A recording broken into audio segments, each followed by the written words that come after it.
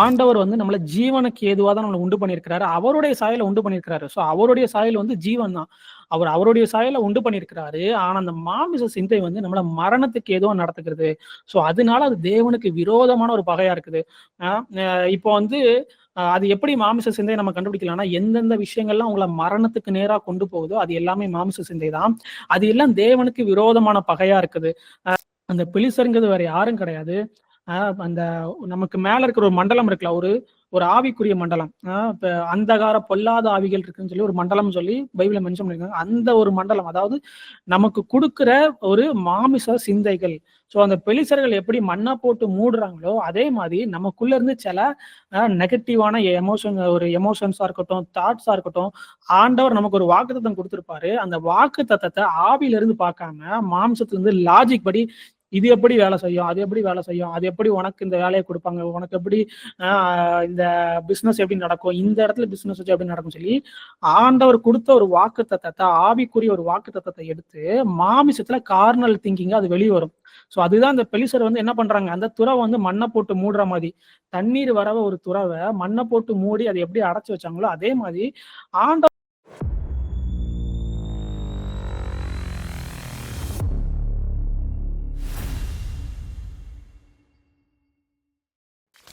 Hi, shalom.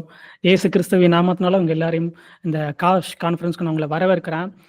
நம்ம ஒரு prayer பண்ணிட்டு இந்த மீட்டிங்ல நம்ம போகலாம். பரமண்டலங்களில் இருக்கிற எங்கள் பரமபிதாவே, உம்முடைய நாமம் பரிசுத்தப்படுவதாக, உம்முடைய ராஜ்யம் வருவதாக. பரமண்டலங்களில் உம்முடைய சித்தங்கள் செய்யப்படுகிறது போலவே பூமியிலும் செய்யப்படுவதாக. பிதாவே, இந்த நாளுக்காக நன்றி செலுத்துகிறோம்ப்பா. இந்த கான்ஃபரன்ஸ்க்கு அட்டன் பண்ண ஒவ்வொருவரையும் உங்களுடைய கரங்களை நான் ஒப்பு கொடுக்குறேன். அவங்களுடைய இருதயத்தை நீங்க திறங்கப்பா. உங்களுடைய வார்த்தைங்கிற விதை அவங்களுடைய இருதயத்துல விழுந்து அவைகள் எல்லாம் 30, 60, 100 அது பலன் கொடுக்கட்டும். இதுக்கப்புறம் யூடியூப்ல பாக்குறவங்களையும் உங்களுடைய நாமத்தினால பிளஸ் பண்ற அவங்கள நீங்க ஆசீர்வதிங்க. எங்களுடைய இருதயத்தை உங்களுடைய இரத்தத்தினாலே சுத்திகரிங்க இயேசு கிறிஸ்துவே. உங்களுடைய ஆவினால எங்களை நிரப்புங்க. இயேசு கிறிஸ்துவின் நாமத்தினால ஜெபிக்கிறோம் நல்ல பிதாவே, ஆமென். ஷலோம். இந்த கான்ஃபரன்ஸ்க்கு உங்க எல்லாரையும் நான் வரவேற்கிறேன். நம்ம வந்து போன வாரம் வந்து சரியா அந்த மீட்டிங் பண்ண முடியல. ஸோ இந்த மாசத்துக்கு ஆண்டவர் வந்து இந்த மார்ச் மாசத்துக்கு ஆண்டவர் வந்து ஒரு வாக்குத்தத்தம் கொடுத்திருக்கிறாரு. அந்த வாக்குத்தத்தத்தை நம்ம வந்து பார்த்துட்டு அப்புறம் இன்னைக்கான மீட்டிங்ல நம்ம போகலாம். அதை நான் வாசிக்கிறேன், எடுத்துக்கோங்க. 2 கொரிந்தியர் 9வது அதிகாரம் 10வது வசனம். விதைக்கிறவனுக்கு விதையையும் புசிக்கிறதற்கு ஆகாரத்தையும் அளிக்கிறவர் உங்களுக்கு விதையை அளித்து அதை பெருக பண்ணி உங்கள் நீதியின் விளைச்சலை வர்த்திக்க செய்வார். ஸோ இந்த இடத்துல வந்து பவுல் வந்து தர்மம் பண்றதை குறித்து அவர் பேசிட்டு இருக்காரு. தர்மம் பண்றது வந்து ஒரு விதையை விதைக்கிற மாதிரி அப்படின்னு சொல்லி அவர் வந்து கொரிந்தி சபைக்கு எழுதிட்டு இருக்கிறாரு. ஸோ அப்போ அவர் சொல்றாரு, அந்த அந்த அந்த தர்மம் பண்ற அந்த அந்த அவங்க கொடுக்காங்க பாருங்க, அது வந்து ஒரு விதை மாதிரி. ஸோ அந்த கொடுக்கறது எல்லாத்தையும் ஆண்டவர் என்ன பண்ணுவாருன்னா வர்த்திக்க பண்ணுவாரு. அதுதான் நீதியின் விளைச்சலா இருக்குது. ஸோ அது இன்னைக்கு வந்து நம்ம நிறைய ஆண்டோருக்காக நம்ம விதைச்சிருப்போம். இதுக்கு முன்னாடி நம்மளுடைய வாழ்க்கையில நிறைய விஷயங்கள் ஆண்டோருக்காக விதைச்சிருப்போம். வெறும் வந்து அதை வந்து ஆண்டோருக்கு விதைக்கிறது அப்படிங்கிறது வந்து வெறும் பணத்தை மட்டும் நம்ம என்ன பண்ண முடியாது, அது ஃபுல்லா பணத்தால நம்ம கன்வெர்ட் பண்ண முடியாது. நீங்க உங்களுடைய டைம் ஆண்டோருடைய சமூகத்துல விதைச்சிருப்பீங்க. இல்லைன்னா நீங்க சுவிசேஷம் சொல்றதுக்கு உங்களுக்குன்னு இருந்த ஒரு டைமை நீங்க விட்டுட்டு அதை சாக்ரிஃபைஸ் பண்ணிட்டு ஒருத்தவங்களுக்கு நீங்க என்ன பண்ணிருப்பீங்க, சுவிசேஷம் சொல்லியிருப்பீங்க. இல்லைன்னா உங்களுக்கு ஒரு டேலண்ட் ஆண்டவர் கொடுத்துருப்பாரு. அந்த டேலண்ட்டை நீங்க என்ன பண்ணிருப்பீங்க, மற்றவங்களுக்கு நீங்க ஷேர் பண்ணிருப்பீங்க. ஸோ அதுவும் ஒரு விதை தான். இந்த ஆண்டவருக்கு நம்ம தான தர்மம் பண்றது அப்படிங்கிறது, இல்லைன்னா காணிக்கை கொடுக்கறது, பலி செலுத்துறது அப்படிங்கிறது பணம் மட்டும் வராது. இப்ப பணம்ங்கிறது மனுஷனால் உண்டாக்கப்பட்ட ஒரு விஷயம். முதல்ல ஆண்டவருக்கு காணிக்கை கொடுத்தது ஆபேல். ஸோ ஆபேல் என்னதான் காணிக்கை கொடுத்தானா, அவன் தலையீட்டுல இருந்த அந்த ஆட்டு மந்தை இருக்குல்ல, அந்த ஆட்டு மந்தையில இருக்க தலையீட்டை தான் ஆண்டவருக்கும் சொல்லி ஒரு சாக்ரிஃபைஸா அவன் கொடுத்தான், ஒரு காணிக்கையை கொடுத்தான். ஸோ அவன் வந்து பணத்தை கொடுக்கல. ஸோ இன்னைக்கு வந்து நம்ம எல்லாருமே என்ன பண்றோம், பணத்தை தான் ஒரு முக்கியத்துவப்படுத்தி பணத்தை தான் ஆண்டவருக்கு காணிக்கைன்னு சொல்லி மாற்றணும். ஸோ காணிக்கைங்கிறது பணம் மட்டும் கிடையாது, பணமும் அதுல இன்க்ளூடட் தவிர பணம் மட்டும்தான் அப்படின்னு கிடையாது. நமக்கு ஏதோ சேலரி வந்துச்சு, மாசம் மாசம் சேலரி வருது. அந்த சேலரியில ஒரு அமௌண்ட் ஆண்டவருக்குன்னு சொல்லி ஒதுக்கி வச்சுட்டு, ஓகே நான் வந்து ஆண்டவருக்குன்னு சொல்லி குடுத்துட்டேன் அப்படிங்கிறது மட்டும் கிடையாது. அதுவும் உண்டு. நீங்க அது போக ஆண்டவருக்கு நீங்க நெறைய விஷயங்கள் நீங்க செஞ்சிருப்பீங்க. ஸோ அந்த நீங்க விதைச்ச ஒவ்வொரு விதையும் ஆண்டவர் என்ன பண்ணுவாருன்னா, அத வர்த்திக்க பண்ணுவார். அதுதான் ஆண்டவருடைய நீதியா இருக்கிறது. ஏன் வந்து அது ஆண்டவருடைய நீதியா இருக்குதுன்னா, ஆ இப்போ நீங்க என்ன பண்றீங்க? ஆண்டவர் விசுவாசி ஒரு விஷயத்த நீங்க பண்றீங்க. பண்றதன் மூலமா அது ஒரு என்ன பண்ணணும்னா பலன் குடுக்கணும். அதுதான் நீதி. அதுதான் என்னது நியாயம். நீங்க விதைச்ச விதைக்கு ஒரு நியாயம் உண்டாகணும். அது நீ அதுல எப்படி சொல்ற? அது வந்து பலன் குடுக்கிறது தான் ஒரு நியாயமா இருக்குது. அதுதான் நீதியா இருக்குது. ஸோ அந்த நீதியை என்ன பண்ணுவார்? ஆண்டவர் வந்து வர்த்திக்க பண்ணுவார். ஸோ ஆனா நெறைய நேரங்கள்ல நமக்கு வந்து நெறைய காரியங்கள் நம்ம இதுக்கு முன்னாடி நம்ம ஆண்டவருக்காக பண்ணியிருப்போம். ஆனா, அதுல எதுவுமே நமக்கு என்ன பண்ண முடியாது. ஒருவேள நீங்க பார்க்காம இருக்கலாமா இருக்கும். அதுல இன்னும் பலன் பார்க்காம இருக்கலாமா இருக்கும். நீங்க ஆண்டவருக்கு நெறைய காரியங்கள் நீங்க பண்ணியிருப்பீங்க. ஆனா, அது எதுவுமே என்ன பண்ணாம இருக்கும். இன்னும் பலன் குடுக்காம இருக்கும், பெருகாம இருக்கும். ஸோ அது வந்து அதுக்கு நம்ம என்ன பண்ணலாம் அப்படிங்கிறது நான் ஒரு சின்ன ஒரு விஷயம் நான் சொல்றேன். என்னுடைய லைஃப்ல நான் வந்து காலேஜ் டைம்ல வந்து நான் என்ன பண்ணேன்னா, ஒரு செடி வளர்க்கறதுக்காக விதைய போட்டு நான் என்ன பண்ணேன்னா, செடி வளர்க்கறதுக்காக வச்சேன். ஆனா அது வந்து நானும் டெய்லி என்ன பண்றேன், தண்ணி ஊத்துறேன், என்னெல்லாமோ பண்ணி பார்க்குறேன். ஆனா அது என்ன பண்ண மாட்டேங்கி, வளர மாட்டேங்கி. ஸோ ஒரு நாள் நான் என்ன பண்றேன்னா, அந்த செடிய மொத்தமா எடுத்து தட்டி அதில இருக்க மண்ணெல்லாம் தட்டி எடுத்து அதுல உள்ள பார்த்தா நெறைய கல்லு தான் கிடந்துச்சு. ஸோ எனக்கு வந்து ஸ்டார்ட்டிங்ல தெரியல. எப்படி வந்து ஒரு செடி வளர்க்கணும்னு தெரியாதுங்க. நெறைய கல்லு தான். மண்ண விட அதிகமா என்னதான் இருந்துச்சு? கல்லு தான் இருந்துச்சு. ஸோ அந்த கல்லெல்லாம் எடுக்கிறேன். இப்ப என்னன்னா, நான் தண்ணி ஊத்துனா மட்டும் பத்தாது. அந்த விதைய போட்டா மட்டும் பத்தாது. இல்ல தண்ணி ஊத்துனா மட்டும் பத்தாது. அந்த மண்ணுக்கு தேவையான மினரல்ஸையும் நம்ம சில நேரம் குடுக்க வேண்டியிருக்கு. ஸோ கடையில போய் வெர்மி கம்போஸ்ட் அப்படிங்கிற அந்த காய்கறி உரம்னு சொல்லுவாங்க. அது வாங்கிட்டு வந்து பொட்டாசியம் சொல்லி ஒண்ணு உண்டு. அதுவும் போட்டு, அப்புறம் தேங்காய் நாரு அது எல்லாம் போட்டு நல்லா கலவையா ஒரு கலந்து வச்சு, அதுக்கப்புறம் விதைய போட்டு நான் டெய்லி தண்ணி ஊத்துனா, அது என்ன பண்ணுது? வளர ஆரம்பிக்கும். ஸோ அதே மாரி தான் நீங்க என்ன பண்ணியிருப்பீங்க? ஆண்டவருக்கு நெறைய விஷயங்கள் நீங்க விதைச்சிருப்பீங்க. ஆனா ஒருவேள உங்க நீங்க அதாவது நீங்க ஒருவேள நான் ஆண்டவருக்கு நெறைய பண்றேன். ஆனா என் லைஃப்ல எதுவுமே நடக்க மாட்டேங்கி, எதுவுமே ஜீவன குடுக்க மாட்டேங்கி நீங்க ஒருவேள நான் எதுவும் தப்பு பண்ணியிருப்பேனா அப்படின்னு சொல்லி நீங்க நெனைக்கலாம். நீங்க சம்டைம்ஸ் நம்ம மேல எந்த தப்பும் இருக்காது.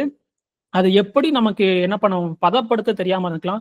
ஸோ உங்களுடைய ஹார்ட்ட நீங்க என்ன பண்ணுங்க, பதப்படுத்துங்க. எப்படி வந்து நான் அந்த மண்ண எடுத்து அதுல இருக்க கல்லெல்லாம் வெளியில எடுத்து அதுக்கு தேவையான உரங்கள்லாம் போட்டனோ, அதே மாரி அந்த மண்ணுங்கிறது அந்த லேண்ட் அப்படிங்கிற ஒரு விஷயம் வந்து நம்மளுடைய இருதயத்த குறிக்கதா இருக்குது. உங்களுடைய இருதயத்த பக்குவப்படுத்துங்க. அந்த இருதயத்த பக்குவப்படுத்தி அந்த லேண்ட்ல நீங்க என்ன பண்ணுங்க, உங்களுடைய ஆண்டவருடைய வார்த்தைய நீங்க விதைய நீங்க போட்டு, உங்களுடைய ஆண்டவர் குறிச்ச நரேட்டிவ நீங்க மாத்தும்போது என்ன பண்ணுவீங்க, கண்டிப்பா உங்க வாழ்க்கையில இதுக்கு முன்னாடி நீங்க என்னெல்லாம் விதைச்சீங்களோ, அதற்கான பலனை நீங்க பார்ப்பீங்க. இனிமே விதைக்க போற அந்த விதைக்கான பலனையும் நீங்க பார்ப்பீங்க. ஸோ அதுதான் இந்த ஆண்டவர் வந்து இந்த மாசத்துல நமக்கு குடுக்குற ஒரு வாக்குத்தத்தமா இருக்குது. ஸோ ஆண்டவருடைய சமூகத்துல நெறைய நேரம் டைம் ஸ்பெண்ட் பண்ணுங்க. நெறைய பைபிள் படிங்க. அதுதான் நமக்குள்ள இருக்கிற நெறைய நம்ம நம்பிட்டு இருக்கிற பொய்கள் எல்லாம் நம்மட்ட இருந்து கலைந்து போடும். அ இது இந்த வாக்குத்தத்தம் உங்களுக்கு புரிஞ்சிருக்கும்னு நெனைக்கிறேன். ஸோ கண்டிப்பா ஆண்டவர் இந்த மாசத்துல இருந்து உங்க வாழ்க்கையில நீதியின் விளைச்சலை பார்க்க பண்ணுவாரு. அது பெருக பண்ணுவாரு. அ இன்னைக்கான மெசேஜுக்குள்ள நம்ம போகலாம். இன்னைக்கு நம்ம என்ன வசனம் வாசிக்க போறோம்னா, ரோமர் 8வது அதிகாரம் அ 6வது வசனம். அ மாமிச சிந்தை மரணம், ஆவியின் சிந்தையோ ஜீவனும் சமாதானமுமாம். எப்படி என்றால் மாமிச சிந்தை தேவனுக்கு விரோதமான பகை. அது தேவனுடைய நியாயப்பிரமாணத்துக்கு கீழ்ப்படியக் கூடாமலும் இருக்கிறது. ஸோ இந்த இடத்துல பவுல் வந்து 2 விதமா பிரிக்கிறாரு. ஒண்ணு நம்மளுடைய சிந்தை இருக்கு பாருங்க. நம்முடைய தாட்ஸ். அந்த தாட்ஸ வந்து அவர் 2 விதமா பிரிக்கிறார். ஒண்ணு வந்து மாமிச சிந்தை. இன்னொன்னு வந்து ஆவியின் சிந்தை. அ அந்த மாமிச சிந்தை வந்து ஆண்டவருக்கு விரோதமான ஒரு பகையா இருக்குது. அது ஏன் ஆண்டவருக்கு விரோதமான ஒரு பகையா இருக்குன்னு நம்ம பார்த்தோம்னா, அது மரணத்தை கொண்டு வருகிற ஒரு விஷயமா இருக்குது. அ ஆண்டவர் வந்து நம்மள ஜீவனுக்கு ஏதுவா தான் நம்மள உண்டு பண்ணியிருக்கிறாரு. அவருடைய சாயல்ல உண்டு பண்ணியிருக்கிறாரு. ஸோ அவருடைய சாயல் வந்து ஜீவன் தான். அவர் அவருடைய சாயல்ல உண்டு பண்ணியிருக்கிறாரு. ஆனா அந்த மாமிச சிந்தை வந்து நம்மள மரணத்துக்கு ஏதுவா நடத்துகிறது. ஸோ அதனால அது தேவனுக்கு விரோதமான ஒரு பகையா இருக்குது. அ அ இப்போ வந்து அது எப்படி மாமிச சிந்தைய நம்ம கண்டுபிடிக்கலாம்னா, எந்தெந்த விஷயங்கள்லாம் உங்கள மரணத்துக்கு நேரா கொண்டு போகுதோ, அது எல்லாமே மாமிச சிந்தை தான். அது எல்லாம் தேவனுக்கு விரோதமான பகையா இருக்குது. நீங்க ஒரு விஷயம் பண்றீங்க, இல்லன்னா உங்களுக்கு அகைன்ஸ்டா ஒரு விஷயம் வருது, இல்லன்னா உங்க பாடியில ஒரு சிக்னஸ் வருதுன்னா, அந்த சிக்னஸ் என்ன பண்ணுது? உங்கள மரணத்துக்கு ஏதுவா கொண்டு போகுது. ஸோ அதோட அர்த்தம் என்னன்னா, நம்முடைய பாடி வந்து ஆண்டவருக்கு விரோதமா செயல்பட்டு கொண்டிருக்குன்னு அர்த்தம். ஸோ அது வந்து மாமிச சிந்தையோட ஒரு அறிகுறி. ஸோ நம்ம அதுல ஏன் அப்டின்னா, நம்ம அந்த இடத்துல இருந்து நம்ம வாழ சிருஷ்டிக்கப்படல. நம்ம சிருஷ்டிப்பே ஆண்டவருடைய நித்திய ஜீவன்ல நம்ம பங்கு பெற்று அங்கிருந்து வாழணும் அப்படிங்கிறதுக்காக தான். ஸோ அந்த ஆவியின் சிந்தையில இருந்து எப்படி வாழலாம் அப்படிங்கிறத பத்தி பார்ப்போம். ஸோ ஃபர்ஸ்ட் எப்படி இந்த மாம்ச சிந்தை நமக்குள்ள வந்தது அப்படின்னு சொல்லி நம்ம பார்க்கலாம். ஆதியாகமம் 2வது அதிகாரம் எடுத்துக்கிறேன். ஸோ நமக்குள்ள எப்படி வந்து இந்த மாமிச சிந்தை வந்தது அப்படின்னு நம்ம பார்ப்போம். ஆதியாகமம் 2வது அதிகாரம் 7வது வசனம். தேவனாகிய கர்த்தர் மனுஷனை பூமியின் மண்ணினாலே உருவாக்கி ஜீவ சுவாசத்தை அவன் நாசியிலே ஊதினார். மனுஷன் ஜீவ ஆத்மாவானான். ஓகேவா? ஸோ இந்த இடத்துல நம்ம பார்க்குறோம் ஆண்டவர் வந்து மனுஷனை எப்படி சிருஷ்டிச்சார் அப்படின்னு சொல்லி போட்டிருக்குது. ஸோ ஆண்டவர் பூமியை உண்டாக்குறாரு. பூமியில இருக்க மண்ணுனால என்ன பண்றாருன்னா மனுஷனை ஒரு சிருஷ்டிக்கிறார். ஒரு எப்படி சொல்ல ஒரு பாத்திரம் மாதிரி அவனை சிருஷ்டிக்கிறாரு. ஆனா அவன் எப்படிதான் உயிர் பெற்றான்னா ஆண்டவருடைய அந்த ஜீவ சுவாசத்தை பெற்று கொண்டதுனாலதான் அவன் என்ன பண்றான், ஜீவ ஆத்மாவை மாறுறான். ஆனா இந்த இடத்துல ஆண்டவர் என்ன பண்றாருன்னா அவருடைய சாயலையும் அவருடைய ரூபத்தின்படி அவனை உண்டாக்குறாரு. ஸோ ஆண்டவர் வந்து அவரு கூட இணைஞ்சிருக்குன்னு சொல்லி மனுஷனை உண்டாக்கி இருக்கிறாரு. ஆனா இப்ப அவன் என்ன பண்ணிட்டான்னா இதுதான் அவனுடைய சிருஷ்டிப்பா இருக்குது. ஆனா அவன் என்ன பண்ணிட்டான்னா நன்மை தீமை அறிகிற பழத்துல இருந்து இப்படி ஆண்டவர்கிட்ட இருந்து பிரிஞ்சுட்டான். எப்படி ஒரு மரம் வந்து மண்ணோட இணைக்கப்பட்டிருக்கதான் அது இணைக்கப்பட்டிருந்தா தான் ஜீவனோட இருக்குமோ, அந்த மண்ணை விட்டு அந்த மரம் தனியா போயிட்டுனா என்ன ஆயிரும், அந்த மரம் செத்து போயிடும். அதே மாதிரிதான் ஆதாம் வந்து என்ன பண்ணிட்டான், நன்மை தீமை அறிகிற அறிவை பழத்தை சூஸ் பண்ணி ஆண்டவர் விட்டு பிரிஞ்சு போயிட்டான். ஸோ அந்த ஆண்டவர் விட்டு பிரிஞ்சு போனதுனால அவனுக்குலாம் மரணம் அப்படிங்கிற விஷயம் வந்துட்டு. ஸோ அந்த மரணம்ங்கிறது எதை குறிக்குது, மாமிச சிந்தையை குறிக்குது, விழுந்து போன ஒரு சிந்தையை குறிக்கிறதா இருக்குது. ஸோ அப்படிதான் இந்த ஹியூமானிட்டிக்குள்ள மாமிச சிந்தை அப்படிங்கிற ஒரு விஷயம் உள்ள வருது. இந்த மாமிச சிந்தை நமக்குள்ள உள்ள வரும்போது என்ன நடக்கும் அப்படின்னா, ஆண்டவர் வந்து அதோட விளைவுகளை வந்து 3வது அதிகாரத்துல சொல்றாரு.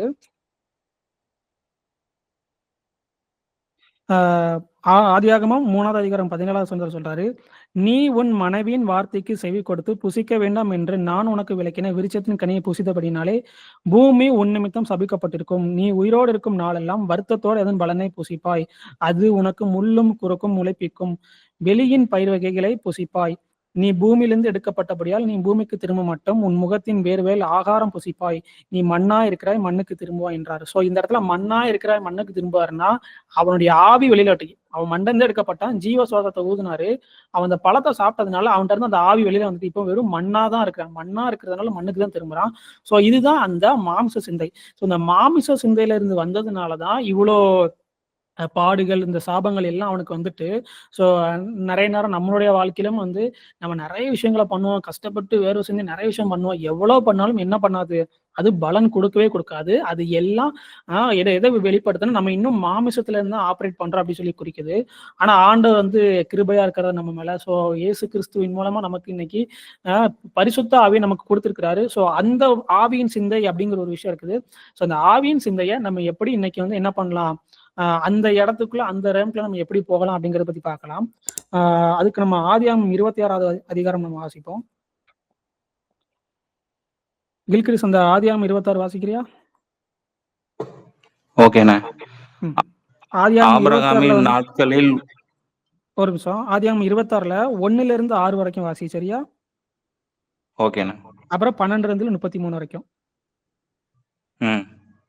வாசி.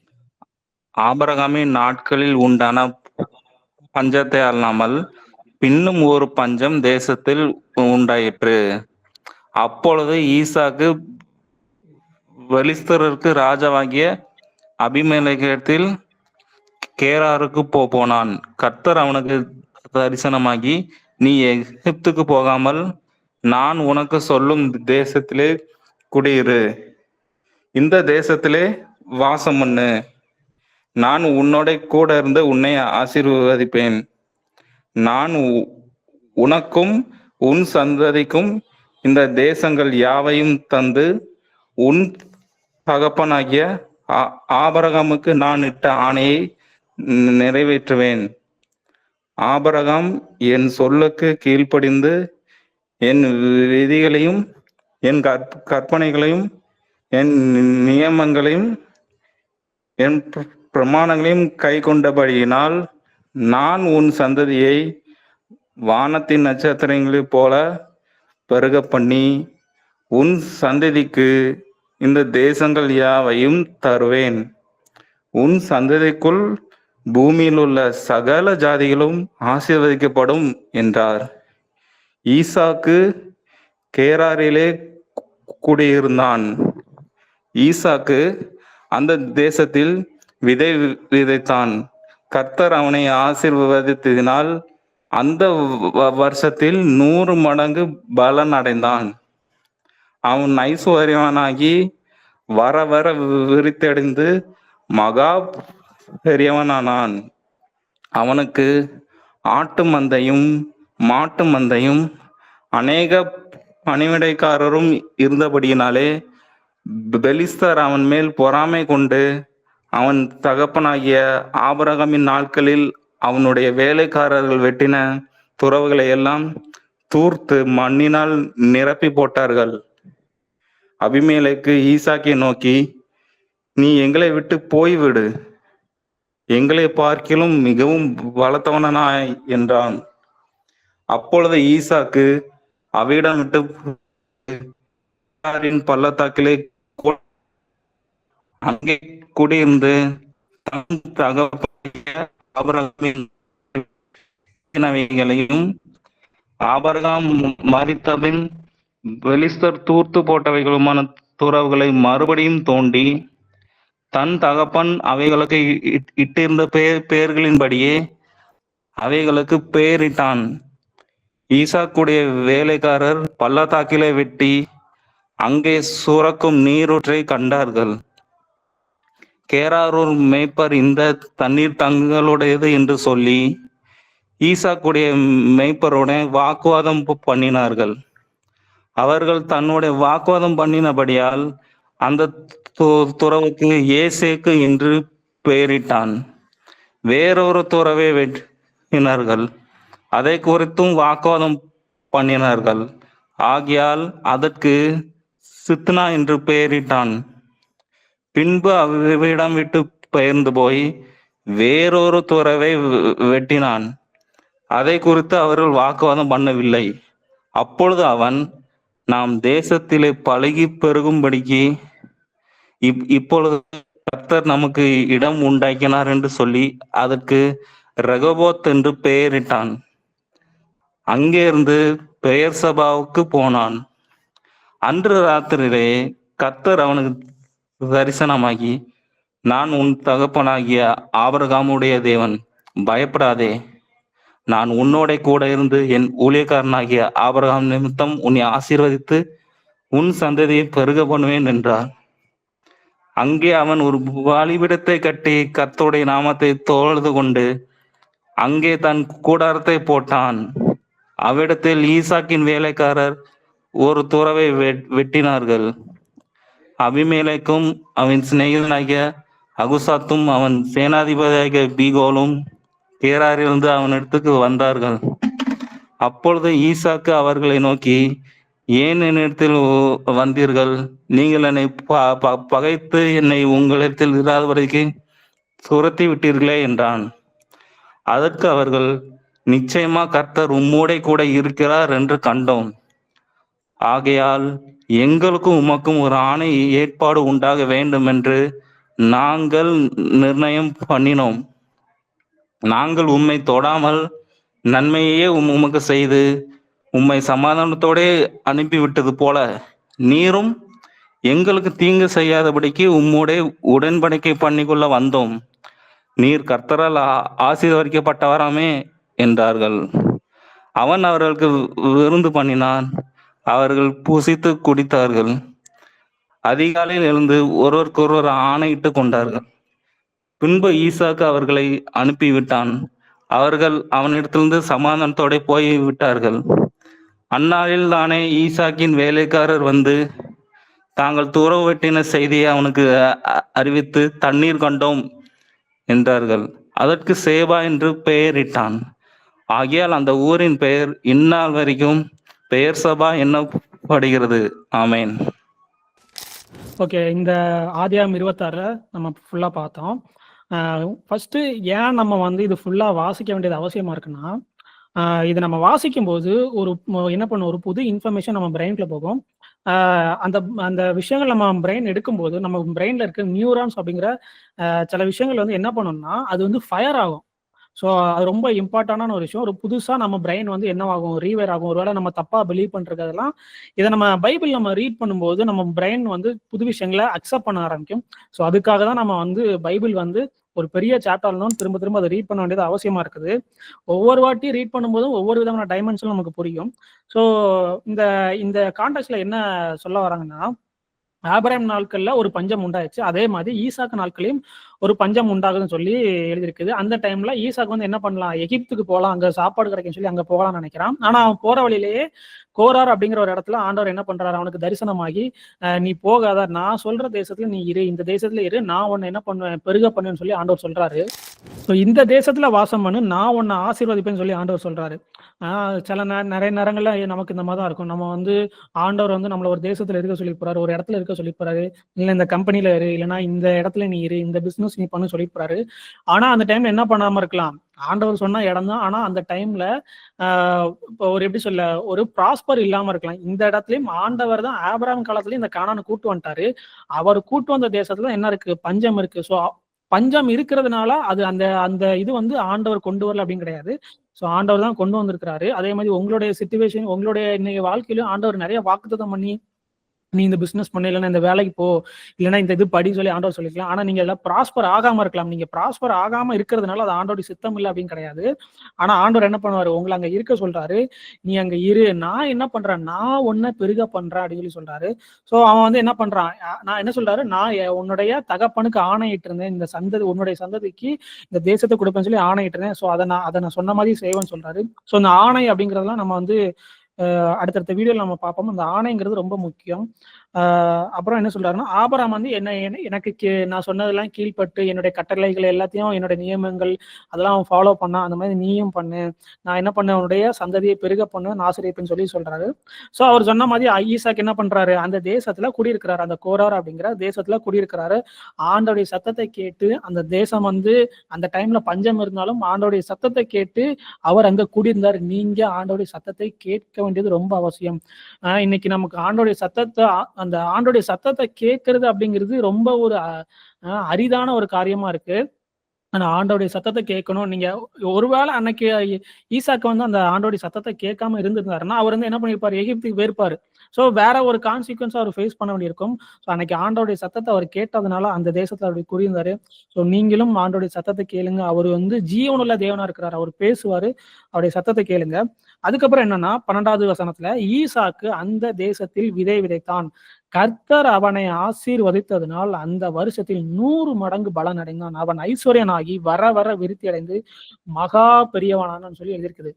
மகா பெரியவனான, ரொம்ப பலத்துட்டான். ஸோ அவன் எந்த அளவுக்கு பெரியவன் ஆனான்னா, அந்த ஊர்ல இருக்கவங்களே பார்த்து அவனை பார்த்து பொறாமப்பட்டு பயப்படுற, ஒருவேளை இவன் பெரிய ஆளாய் நம்மளே இந்த இடத்துல இருந்து என்ன பண்ணிடுவான், அந்த அபிமேலக்கு பயப்படுறான், ஒருவேளை இவன் நம்ம இடத்த எடுத்துக்கிடுவானா அப்படின்னு சொல்லி பயப்படுறான். பயந்து என்ன பண்றான், அவனை அந்த இடத்துல இருந்து அப்புறப்படுத்துறான். ஸோ ஆனா ஆண்டவர் அவனை ஆசீர்வதிச்சதுனால அவன் என்ன பண்றான், அவன் விதைச்சான், 100 மடங்கு பலன் பெற்றான். ஸோ அதே மாதிரி இன்னைக்கு நீங்க பண்ணிட்டு இருக்கிற காரியத்துல நீங்க தொடர்ந்து அதை பண்ணுங்க, ஆண்டோடைய சத்தத்தை கேட்டு நீங்க அதை தொடர்ந்து பண்ணுங்க, ஆண்டோரை விசுவாசி அந்த விதையை நீங்க என்ன பண்ணுங்க, விதைங்க. ஸோ பஞ்ச காலம் தான், பஞ்ச காலத்துல சாப்பாடு கிடைக்கிறது பெரிய விஷயம். ஸோ அந்த டைம்ல அவங்க கையில ஒரு நெல் இருக்குன்னா அது விதைக்கிறது வந்து எவ்வளவு கஷ்டமா இருந்திருக்கும். ஸோ அதே மாதிரி அவன் விதைச்சான், அவன் வந்து என்ன பண்ணான், அந்த வருஷத்துல 100 மடங்கு அறுவடை பண்ணான். ஸோ இதுக்கும் இன்னைக்கு இருக்கிற நம்ம பார்த்துட்டு இருக்கிற ஆவியின் சிந்தை, மாம்ச சிந்தை, இதுக்கு என்ன ஒரு கனெக்ஷன் அப்படின்னு நம்ம பார்த்தோம்னா, அடுத்து நம்ம வாசிப்போம். அப்பொழுது ஈசாக்கு அவ்விடம் விட்டு புறப்பட்டு கோராரின் பள்ளத்தாக்கிலே கூடாரம் போட்டு அங்கே கூடியிருந்து தன் தகப்பனாகிய ஆபிராமின் நாட்களில் வெட்டின துறவுகளையும் ஆபிராம் மரித்த பின் பெலிஸ்தர் தூர்த்து போட்டவைகளுமான துறவுகளை மறுபடியும் தோண்டி தன் தகப்பன் அவைகளுக்கு இட்டிருந்த பேரின்படி அவைகளுக்கு பேரிட்டான். ஸோ இந்த இடத்துல பார்த்தோன்னா பெலிஸ்தர் என்ன பண்ணிருக்கிறாங்க, ஆபிராம் விட்டுன்னு அந்த துறவு எல்லாத்தையும் மண்ணை போட்டு மூடி இருக்கிறாங்க. அதுக்கு முன்னாடி 15வது வசனத்துல வருது, அவன் தகப்பனாகிய ஆபிராமின் நாட்களில் அவனுடைய வேலைக்காரர் வெட்டின துறவுகளை எல்லாம் தூர்த்து மண்ணினால் நிரப்பி போட்டார்கள். அதாவது ஈசாக்கு வந்து பெருகிறத பார்த்து அவங்க எல்லாம் பொறாமப்பட்டா என்ன பண்றாங்க, அந்த துறவுகளை மூடி போடுறாங்க. பொறாமப்படுறாங்கன்னா எதுக்கு துறவுகளை மூடி போடணும், ஏன் அப்படின்னா அதாவது தண்ணி இருக்குல்ல, வாட்டர், அந்த வாட்டர் மூலத்துல தான் என்ன பண்ண முடியும், செழிப்படைய முடியும். ஒரு தண்ணி, ஒரு நதி எங்கெல்லாம் போகுதோ, தண்ணியோட ஃப்ளோ எங்கெல்லாம் இருக்குதோ அந்த இடம் எல்லாம் என்ன பண்ணும்னா செழிப்பா இருக்கும். ஸோ இந்த மெயினான இடத்த நம்ம பிளாக் பண்ணிட்டோம்னா அடுத்து அவன் என்ன பண்ண முடியாது, ப்ராஸ்பர் பண்ண முடியாதுன்னு அவன் மேல பொறாமப்பட்டு என்ன பண்றாங்க, அதை வந்து மண்ணை போட்டு மூடுறாங்க. இந்த இடத்துல நம்ம கவனிக்கணும். இது இன்னைக்கு நமக்கு கையில இருக்க பைபிள் வந்து நம்ம அது படிக்கும்போது அது ஒரு அது வந்து ஒரு ஆவிக்குரிய புத்தகம். அது வந்து ஏதோ நம்முடைய கார்னல் திங்கிங் நம்ம ரீட் பண்ண முடியாது. அது ஒரு ஆவிக்குரிய புத்தகம். அது ஆவிக்குரியதுல இருந்து தான் நம்ம வாசிக்கணும். ஸோ இது நம்ம படிக்கும்போது இது வந்து ஒரு ப்ராஃபட்டிக்கலா சொல்லியிருக்குது. இது நம்ம லைஃப்லயும் என்ன பண்ணிக்கலாம், அப்ளை பண்ணிக்கலாம். அப்படி அப்ளை பண்ணும்போது இதுல அந்த பெலிசர்னு போட்டிருப்பாருங்க. அந்த பெலிசருங்கிறது வேற யாரும் கிடையாது. அந்த நமக்கு மேல இருக்கிற ஒரு மண்டலம் இருக்குல்ல, ஒரு ஆவிக்குரிய மண்டலம். அந்தகார பொல்லாத ஆவிகள் இருக்குன்னு சொல்லி ஒரு மண்டலம் சொல்லி பைபிள்ல மென்ஷன் பண்ணிருக்காங்க. அந்த ஒரு மண்டலம், அதாவது நமக்கு கொடுக்கிற ஒரு மாமிச சிந்தைகள். ஸோ அந்த பெலிசர்கள் எப்படி மண்ணை போட்டு மூடுறாங்களோ அதே மாதிரி நமக்குள்ள இருந்து சில நெகட்டிவான எமோஷன்ஸா இருக்கட்டும், தாட்ஸா இருக்கட்டும், ஆண்டவர் நமக்கு ஒரு வாக்குத்தத்தம் கொடுத்திருப்பாரு. அந்த வாக்குத்தத்தத்தை ஆவியில இருந்து பார்க்காம மாம்சத்துல இருந்து லாஜிக் படி இது எப்படி வேலை செய்யும், அது எப்படி வேலை செய்யும், அது எப்படி உனக்கு இந்த வேலையை கொடுப்பாங்க, உனக்கு எப்படி இந்த பிசினஸ் எப்படி நடக்கும், இந்த இடத்துல பிசினஸ் வச்சு எப்படி நடக்கும் சொல்லி ஆண்டவர் கொடுத்த ஒரு வாக்குத்தத்தத்தை, ஆவிக்குரிய ஒரு வாக்குத்தத்தத்தை எடுத்து மாமிசத்துல கார்னல் திங்கிங்க அது வெளியே வரும். ஸோ அதுதான் இந்த பெலிசர் வந்து என்ன பண்றாங்க, அந்த துறவை வந்து மண்ணை போட்டு மூடுற மாதிரி, தண்ணீர் வரவ ஒரு துறவை மண்ணை போட்டு மூடி அதை எப்படி அடைச்சு வச்சாங்களோ அதே மாதிரி ஆண்டவர் நமக்கு கொடுத்த அந்த வாக்குத்தத்தத்தை என்ன பண்ணுது, நம்ம கார்னல் மைண்ட் வந்து மண்ணை போட்டு மூடுது. அதாவது இந்த அந்த காலத்துல இருக்க அந்த லோகாதிபதிகள் அப்படிங்கிறவங்க வந்து என்ன பண்றாங்க, கார்னல் திங்கிங் கொடுத்து நமக்கு மண்ணை போட்டு வந்து மூடிடுறாங்க. ஏன் இது நடக்குன்னா, இப்போ இயேசு கிறிஸ்துவ சொல்றாரு, உலகத்தின் அதிபதினு சொல்லி பிசாச மென்ஷன் பண்றாரு. அதாவது உலகத்தின் அதிபதினா பூமி கிடையாது. பூமிங்கிறது இந்த எர்த்து, உலகம்ங்கிறது அதுல இருக்க ஐடியாலஜி. ஸோ இந்த பெலிசருங்கிறது வேற ஒண்ணு இல்லை, நம்ம மைண்ட்ல இருக்கிற இந்த வேர்ல்ட்லயே உள்ள ஐடியாலஜி சிஸ்டம். ஃபைனான்ஸை குறிச்சா இருக்கட்டும், அது எப்படி ஆண்டவர் உனக்கு இது செய்வாரு, ஃபைனான்ஸா எப்படி இது செய்வாரு, அது செய்வாரு, லாஜிக்கா நமக்கு நிறைய திங்கிங் வரும் பாருங்க.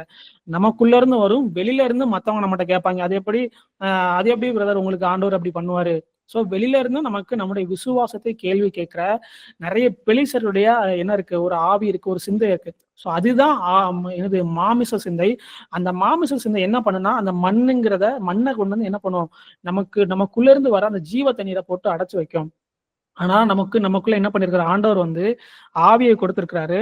ஸோ அதுக்கப்புறம் என்ன பண்றான்னா, ஈசாக்கு வந்து என்ன பண்றான், அவனுடைய வேலைக்காரங்களை வச்சு அந்த துறவெல்லாம் அவன் அதை வெட்டி எடுக்கிறான். திரும்ப அவங்க கிட்ட வந்து என்ன பண்றாங்க, ஆர்கியூ பண்றாங்க, இது வந்து எங்களோடது. ஸோ அதே மாதிரி எனக்கு நிறைய பேர் வந்து நீங்க வேலை பார்க்குற இடத்துல இருக்கலாம், ஆஃபீஸ்ல இருக்கலாம், படிக்கிற இடத்துல இருக்கலாம். நீங்க வேலை பார்க்குற இடத்துல நீங்க ஒரு விஷயம் பண்ணிருப்பீங்க, இன்னொருத்தன் வந்து இல்ல இது நான் தான் பண்ணேன்னு சொல்லி அதை கிரெடிட் எடுத்து போலாம்னு சொல்லி நினைப்பாங்க. ஆனா நீங்க என்ன பண்ணாங்க, நீங்க அவங்ககிட்ட போய் ஆர்கியூ பண்ணாங்க. இந்த இடத்துல ஈசாக்கு வந்து என்ன பண்ணல, அவங்ககிட்ட போய் ஆர்கியூ பண்ணல. லேட்டரா அவங்களே வந்து ஈசாக்கிட்ட என்ன பண்றாங்க, சமாதானம் ஆகுறாங்க. ஸோ நீங்க வந்து அதுதான் ஜீசஸ் சொல்றாரு, உங்களை நிந்திக்கிறவர்களுக்காக ஜெபம் பண்ணுங்கள். உங்களை யாரெல்லாம் நிந்திக்கிறாங்களோ அவங்ககிட்ட நீங்க ஆர்கியூ பண்ணாதீங்க, அவங்ககிட்ட சண்டைக்கு போகாதீங்க. நீங்க என்ன பண்ணுங்க, நீங்க ஆண்டவர்கிட்ட போய் அவங்களுக்காக ஜெபம் பண்ணுங்க. நீங்க அவங்களுக்காக ஜெபம் பண்ணும்போது ஆண்டவர் அவங்களை என்ன பண்ணுவாரு, சந்திப்பாரு. ஸோ அடுத்து அவன் என்ன பண்றான், 2 தடவை இந்த மாதிரி நடக்குது. அவன் வேலைக்காரங்களை வச்சு, ஈசாக்கனுடைய வேலைக்காரங்களை வச்சு அந்த துறவெல்லாம் வெட்டுறான். மாடி வந்து அவங்ககிட்ட ஆர்கியூமெண்ட் பண்றாங்க. கடைசியா ஒரு இடத்துல அவன் துறவு வெட்டும் போது அவங்க வரல. ஸோ அந்த இடத்துக்கு அவர் வந்து ரெகோபாத் அப்படிங்கிற ஒரு பெயர் வைக்கிறாரு. அப்புறம் அங்கிருந்து பெயர் சபா அப்படிங்கிற ஒரு இடத்துக்கு போறாரு. அன்று ராத்திரியிலே கர்த்தர் அவனுக்கு தரிசனமாகி, நான் உன் தகப்பனாகிய ஆபிரகாமுடைய தேவன், பயப்படாதே, நான் உன்னோட கூட இருந்து என் ஊழியக்காரனாகிய ஆபிரகாமின் நிமித்தம் உன்னை ஆசீர்வதித்து உன் சந்ததியை பெருக பண்ணுவேன் என்றான். அங்கே அவன் ஒரு பலிபீடத்தை கட்டி கர்த்தருடைய நாமத்தை தொழுது கொண்டு அங்கே தன் கூடாரத்தை போட்டான். அவ்விடத்தில் ஈசாக்கின் வேலைக்காரர் ஒரு துறவை வெட்டினார்கள். ஓகேவா, இதுதான் இந்த ஹோல் சாப்டர்லயே ஒரு டேர்னிங் பாயிண்டா இருக்குது. ஏன் அப்படின்னா, அன்னைக்கு ராத்திரி வந்து, அதாவது அந்த ரெகபாத் அவன் வெட்டுறாம, அந்த ரெகபாத்ங்கிற அந்த துறவை அவன் கண்டுபிடிச்சோன்னே பெயர் சபாவுக்கு போறான். அன்னைக்கு ராத்திரி வந்து ஆண்டவர் வந்து என்ன பண்றாரு, அவனுக்கு தரிசனமாகறாரு. ஸோ அந்த தரிசனமாகிறது அப்படிங்கிறது மோஸ்ட்லி என்ன பண்றாங்கன்னா ட்ரீம் சொல்லி சொல்றாங்க. ஸோ ட்ரீம்ல அவனுக்கு வராரு, வந்து அவங்க கூட பேசுறாரு. பேசி முடிச்ச உடனே அந்த இடத்துல ஈசாக்கு என்ன பண்றான்னா, அந்த இடத்துல ஆண்டவருக்கு ஒரு பலிபீடத்தை கட்டி என்ன பண்றான்னா அங்க அவனுடைய கூடாரத்தை போடுறான். ஸோ இன்னைக்கு நம்மளுடைய வாழ்க்கையில இந்த மாதிரி பெலிசர் அப்படிங்கிற இந்த மாதிரி வேர்ல்டு உள்ள ஐடியாலஜி சிஸ்டம் வந்து நம்ம மைண்ட்ல இருந்து ஒர்க் பண்ணும்போது நம்ம என்ன பண்ணோம்னா, ஆண்டவரை நம்ம எந்த இடத்துல சந்திச்சோமோ, ஆண்டவர் குறிச்ச வெளிப்பாடு நமக்கு வந்ததோ, எங்க இருந்து வந்ததோ அந்த இடத்துல என்ன பண்ணுங்க, கூடாரம் போடுங்க. அந்த இடத்துல நீங்க ஸ்டே பண்ணுங்க. இப்ப எக்ஸாம்பிளுக்கு கர்த்தர் நல்லவரும் நன்மை செய்கிறவருமா இருக்கிறார் அப்படின்னு சொல்லி அதை குறிச்சு ஒரு வெளிப்பாடு வருது. இல்லைன்னா கர்த்தர் என் மேய்ப்பரா இருக்கிறார் அப்படின்னு நீங்க அதை படிக்கும்போது உங்க பிரெயின் வந்து ஒரு திடீர்னு ஏதோ ஒரு விஷயத்தை கண்டுபிடிக்கும், ஏதோ ஒரு வெளிச்சம் உங்க பிரெயின்ல அடிச்ச மாதிரி இருக்கும். அந்த இடத்துல நில்லுங்க. அந்த இடத்த விட்டு என்ன பண்ணாதீங்க, மூவ் பண்ணாதீங்க. கொஞ்ச நாளைக்கு அந்த இடத்துல இருந்து அந்த இடத்துல ஒரு பலிபீடத்தை கட்டி அந்த இடத்துல உங்களுக்கு கூடாரத்தை போட்டு கர்த்தர் என் மேய்ப்பரா இருக்கிறார், கர்த்தர் என் மேய்ப்பரா இருக்குன்னு சொல்லி நீங்க என்ன பண்ணுங்க, அந்த இடத்துல நீங்க ஸ்டே பண்ணுங்க. இன்னைக்கு நமக்கு என்ன நிறைய பிரச்சனைனா, அதாவது பெலிஸ்தர்கள் மண்ணை போட்டு மூடுறாங்க. ஓகேவா? ஆண்டவர் அவருடைய சைடுல இருந்து நமக்கு ஒரு வெளிப்பாட்டை கொடுக்குறாரு. நம்ம என்ன பண்றோம்னா, இந்த வெளிப்பாட்டை நிறைய நேரம் மறந்துடுதோம். அந்த வெளிப்பாட்டுல ஏதோ நமக்கு வந்த மாதிரி இருக்கு, ஏதோ ஒரு விஷயம் டக்குன்னு நடந்த மாதிரி இருக்கு, அப்படி வந்துட்டு போன மாதிரி இருக்கு. அவரும் நம்ம என்ன பண்ணிடுறோம், அதுக்கப்புறம் அது எங்க போச்சுன்னு நமக்கு தெரியாது. காரணம் என்னன்னா, இந்த இடத்துல நம்ம இப்ப இவர் எப்படி ஈசாக்கு அங்க ஒரு பலிபீடத்தை கட்டி ஆண்டவர் ஆராதிச்சு அங்க கூடாரத்தை பண்ணோம், அதை நம்ம பண்ண மாட்டேங்க. கர்த்தர் என் மேய்ப்பரா இருக்கிறான்னு சொல்லி ஒரு வெளிச்சம் வந்தோடனே அப்புறம் என்ன பண்ணிருந்தோம், பழையபடி இந்த வேர்ல்ட்லி சிஸ்டம்க்குள்ள நம்ம திரும்ப போயிடும். அதாவது மூவிஸ் பாக்குறதா இருக்கட்டும், இல்லைன்னா மொபைல் நோண்டுறதா இருக்கட்டும். அந்த எப்படி வந்து அந்த இயேசு கிறிஸ்து அந்த விதை விதைக்கிறவன் கதை சொல்லும்போது பறவை வந்து அந்த விதையெல்லாம் கொத்திட்டு போயிருதுல, அந்த மாதிரி இன்னைக்கு வந்து பிசாசு காத்துட்டு இருக்கான். ஆண்டோடைய வார்த்தை வந்து நான் தூக்கிட்டு போன காத்துட்டு இருக்கேன். ஆனா அதை நீங்க காத்துக்கொள்ளுங்க. அந்த இடத்துல நீங்க என்ன பண்ணுவீங்க, ஸ்டே பண்ணுங்க. கர்த்தர் என் மேய்ப்பரா இருக்கிறான்னு சொல்லி ஆண்டவர் உங்களுக்கு ஒரு வெளிச்சத்தை கொடுத்துட்டாருன்னா கொஞ்ச நாளைக்கு அதிலே இருந்து அதிலே ஸ்டே பண்ணி அந்த விஷயத்த உங்க ஹார்ட்ல வச்சு திரும்ப திரும்ப திரும்ப திரும்ப திரும்ப மெடிடேட் பண்ணும்போது நீங்க என்ன பண்ணலாம்னா, அந்த ஆவியின் சிந்தைக்கு நீங்க என்ன பண்ணலாம், மூவ் பண்ணிடலாம். அந்த மாமிச சிந்தையில இருந்து பெலிஸ்தர்கள் எப்படி மண்ணை போட்டு அதெல்லாம் மூடுனாங்களோ, ஆண்டவர் வந்து அவருடைய வெளிச்சத்தை கொடுக்கும்போது என்ன பண்ணும், உங்களுக்குள்ள இருந்து அந்த ஆவியின் சிந்தை வர ஆரம்பிச்சிடும். அந்த எப்படி அந்த ரெகோபோத் வந்த மாதிரி, அப்புறம் பெயர்சேபா அப்படிங்கிற ஒரு இடம், அந்த இன்னொரு துறவு வரும். அது வந்த மாதிரி என்ன பண்ணிடும்னா உங்களுக்குள்ள இருந்து ஓவர்ஃப்ளோ வர ஆரம்பிச்சிடும், ப்ராஸ்பர் வர ஆரம்பிச்சிடும். அதுதான் என்னன்னா ஆவியின் சிந்தை.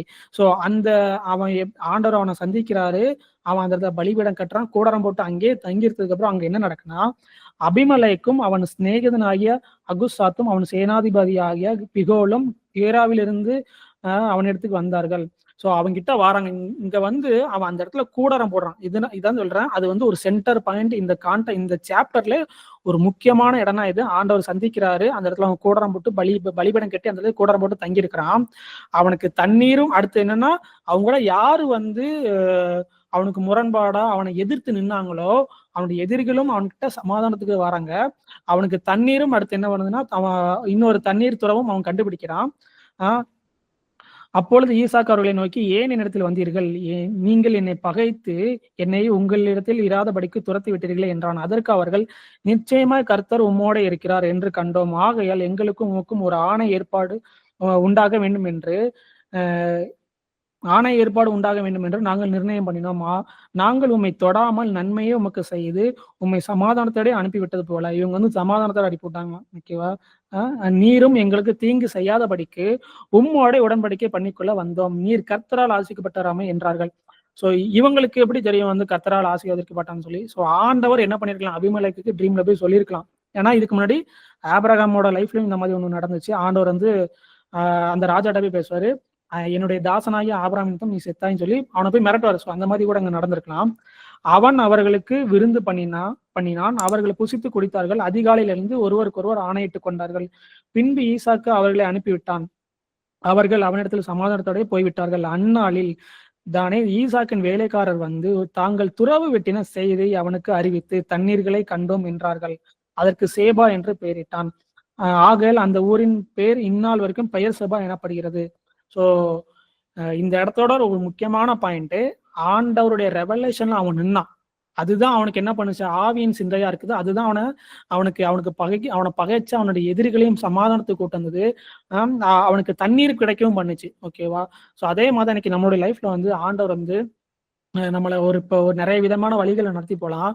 ஸோ நீங்க வந்து உங்களுக்கு அகைன்ஸ்ட் ஒருத்தவங்க ஒர்க் பண்றாங்க, இல்லைன்னா நீங்க பண்ணிக்கிட்டு இருக்க எந்த ஒரு விஷயமும் பலன் கொடுக்க மாட்டேங்க, ஆனா அது ஆண்டவர் தான் பண்ண சொன்னாரு, அது பலன் கொடுக்க மாட்டேங்கன்னா கவலைப்படாதீங்க. ஆண்டவர் உங்களுக்கு ஒரு வெளிப்பாடு கொடுத்துருப்பாரு. அந்த வெளிப்பாடை பிடிச்சு அதே இடத்துல நில்லுங்க. அந்த இடத்துல ஆண்டவருக்கு ஒரு பலிபீடத்தை கட்டுங்க. ஆண்டவர் அங்க கூடாரம் போட்டு அங்கேயே நீங்க தங்கிருங்க.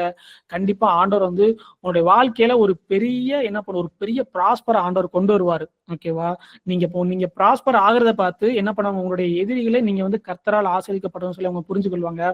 ஸோ இன்னைக்கு பார்த்த இந்த மெசேஜ் வந்து உங்களுக்கு புரிஞ்சிருக்குன்னு நினைக்கிறேன். இதுதான் ஆவியின் சிந்தை, மாம்ச சிந்தைங்கிறது இந்த உலகத்து சிந்தத்தோட ஒத்துக்கிட்டு நம்ம போறது. ஆண்டவர் ஒரு வாக்குத்தத்தம் கொடுத்தாலும் ஆமா இல்ல அது எப்படி எனக்கு நடக்கும் இது அப்படின்னு சொல்லிட்டு அதை ஆண்டவர் கொடுத்த வாக்குத்தத்தை உதறி விட்டுட்டு போறதுதான் என்னது, மாமிச சிந்தை. இல்ல ஆண்டவர் எனக்கு சொன்னதை நான் பிடிச்சு நிப்பேன்னு சொல்லி ஆண்டோடைய வார்த்தையை மெடிடேட் பண்ணி, அந்த வாக்குத்தத்தங்களை மெடிடேட் பண்ணி, ஆண்டோடைய வேதத்துல பிரியமா இருந்து அதை இரவும் பகலும் நீங்க தியானிக்கும் போது நீங்க என்ன பண்ணுவீங்க? ஆவியின் சிந்தையில நீங்க மூவ் பண்ணி போவீங்க. அந்த ஆவின் சிந்தையில மூவ் பண்றதுக்கு இன்னொரு முக்கியமான விஷயம் என்னன்னா, நிறைய பைபிள் நீங்க என்ன பண்ணுங்க, பைபிள்ல வேத வாசிக்கிறதுல டைம் ஸ்பெண்ட் பண்ணுங்க. ஏன்னா கர்த்தருடைய வார்த்தை வந்து இருபுறமும் கருக்குள்ள பட்டயமா இருக்குது. அது நம்முடைய இருதயத்தின் யோசனைகளையும் சிந்தனைகளையும் வகையறுக்கத்தக்கதா இருக்குது. ஸோ அந்த பட்டயத்தை நீங்க எடுக்கும்போது அது உங்க இருதயத்துக்குள்ள போகும்போது உங்களுக்குள்ள இருக்கிற ஆவியின் சிந்தையும் மாம்ச சிந்தையும் என்ன பண்ணும்? அது தனித்தனியா பிரிச்சிடும். ஸோ இந்த ஆவியின் சிந்தையில நீங்க உள்ள போகணும், அதுக்குள்ள நீங்க என்டர் ஆகணும், ஆவியின் சிந்தையிலே இருந்து நீங்க வாழணும்னா அதிகமா பைபிள் படிங்க. கண்டிப்பா ஆண்டவர் உங்களை வந்து ஆவியின் சிந்தையில நடத்தி உங்க வாழ்க்கையை வந்து ப்ராஸ்பரா கொண்டு போவாரு. ஸோ இந்த மெசேஜ் வந்து உங்களுக்கு புரிஞ்சிருக்கும் நம்புறேன். ஓகே, நம்ம வந்து கம்யூனியன் எடுத்துட்டு ப்ரேயர் பண்ணிட்டு இந்த வீடியோ நம்ம முடிச்சிடலாம்.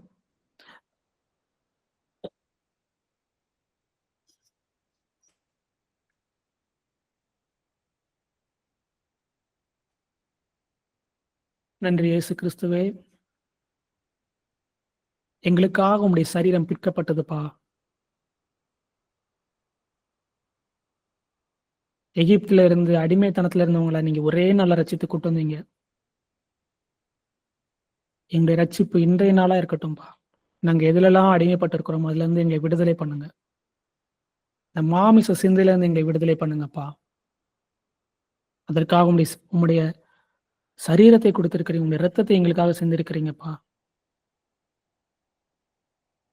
இந்த நியூ கவனன்ட்டுக்காக நன்றி செலுத்துகிறோம். உங்களுடைய சரீரத்திலையும் உங்களுடைய ரத்தத்திலையும் நாங்க பங்கு பெறுகிறோம் ஆண்டவரே.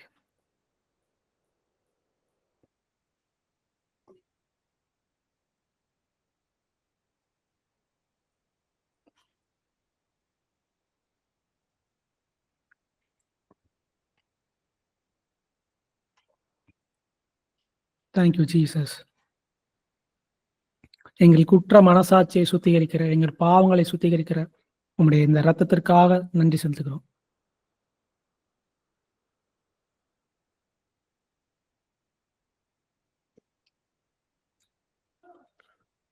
அது 2 கொரிந்தியர் 9வது அதிகாரம் 10வது வசனத்துல நம்ம பார்த்த மாதிரி அதுல வந்து பவுல் வந்து தானம் தர்மம் பண்றதை பத்தி அவர் பேசிட்டு வராரு. அது எவ்வளவு ஒரு இம்பார்ட்டன்டான விஷயம் அப்படின்னு சொல்லி பேசுறாரு. ஸோ இந்த ஊழியத்துக்கு நீங்க விதைக்கணும்னு நீங்க நினைச்சீங்கன்னா ஸ்கிரீன்ல தெரியுற அந்த கியூஆர் கோடுக்கு உங்களுடைய காணிக்கைகள் நீங்க அனுப்பலாம். நீங்க வந்து நீங்க கொடுக்கறத வந்து எமோஷன்ல இருந்து கொடுக்காம, இல்லைன்னா ஒரு பயத்துல இருந்தோ ஒரு கட்டாயத்தின் அடிப்படையில் நீங்க கொடுக்காம, உங்களுடைய நீங்க ஆண்டவர் விசுவாசி நீங்க கொடுங்க. உற்சாகமா கொடுக்கறதுல ஆண்டவர் வந்து பிரியமா இருக்கிறாரு. நீங்க இந்த ஊழியத்துக்கு தான் நீங்க கொடுக்கணுங்களா, நீங்க வந்து உங்களுக்கு யாருக்கு நீங்க தோணுது, இல்லைன்னா கஷ்டப்பட்டவங்களுக்கு தோணுது, இல்லைன்னா ரோட்ல இருக்கவங்க நீங்க கொடுக்கணும்னு தோணுதுன்னா, இல்லை உங்களுக்கு சுத்தி இருக்கவங்க யாராவது கஷ்டப்படுறவங்களுக்கு கொடுக்க நீங்க தோணுச்சுன்னா கண்டிப்பா நீங்க கொடுங்க. ஆனா நீங்க ஆண்டவருக்கு கண்டிப்பா கொடுங்க. நீங்க விதைக்கிற ஒவ்வொரு விதையும் ஆண்டவர் வந்து என்ன பண்ணுவாரு? பெருக பண்ணுவார். உங்களுக்கு நீதியின் வெளிச்சலை கொடுப்பாரு. கர்த்தர் உங்களை ஆசீர்வதிப்பார். அதுக்கப்புறம் இந்த மீட்டிங் காஷ் கான்ஃபரன்ஸ் அப்படிங்கிற இந்த மீட்டிங் வந்து வாரம் சனிக்கிழமை 6 to 6:30 வந்து கூகுள் மீட்ல நடந்துட்டு இருக்குது. ஸ்கிரீன்ல தெரியுற அந்த கோடை நீங்க யூஸ் பண்ணி என்ன பண்ணிக்கலாம், இல்லை நீங்க கலந்து கொள்ளலாம்.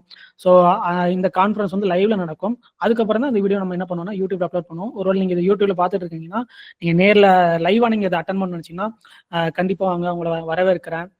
நம்ம ஒரு ப்ரேயர் பண்ணிட்டு இந்த வீடியோ நம்ம முடிச்சிடலாம். நன்றி பிதாவே, இந்த நாளுக்காக நன்றி செலுத்துகிறோம்ப்பா. இந்த நேரத்திற்காக நன்றி செலுத்துகிறோம். நீங்க பேசின ஒவ்வொரு வார்த்தைக்காகவும் நன்றி அப்பா. எங்களுக்குள்ள இருக்கிற அந்த மாமிச சிந்தை எல்லாம் ஒளிந்து போய் உங்களுடைய ஆவின் சிந்தை எங்களுக்கு உண்டாகட்டும்பா. எங்களுக்கு ஞானத்தை கொடுங்க. உங்களுடைய வார்த்தை இருபுறமும் கருக்குள்ள பட்டயமா இருக்கிறது. அது எங்கள் ஆவியையும் ஆத்மாவையும் பெருக்கிறதா இருக்குது. அது எங்களுடைய இருதயத்தின் நினைவுகளையும் சிந்தனைகளையும் வகையறுக்கத்தக்கதா இருக்கிறது. அந்த பட்டயம் எங்களுக்குள்ள சென்று எங்களுக்குள்ள இருக்கிற ஆவியின் சிந்தையும் மாம்ச சிந்தையும் பிரிக்க கடவுதுப்பா. எங்களுடைய ஆவியின் சிந்தை எங்களை மேற்கொள்ளட்டும். இந்த மாம்ச சிந்தை அது அப்படியே இல்லாம போகட்டும் ஆண்டவரே. உம்முடைய பரிசுத்த அக்கினியால் அவைகள் எல்லாம் சுட்டரிக்கப்படுவதாக.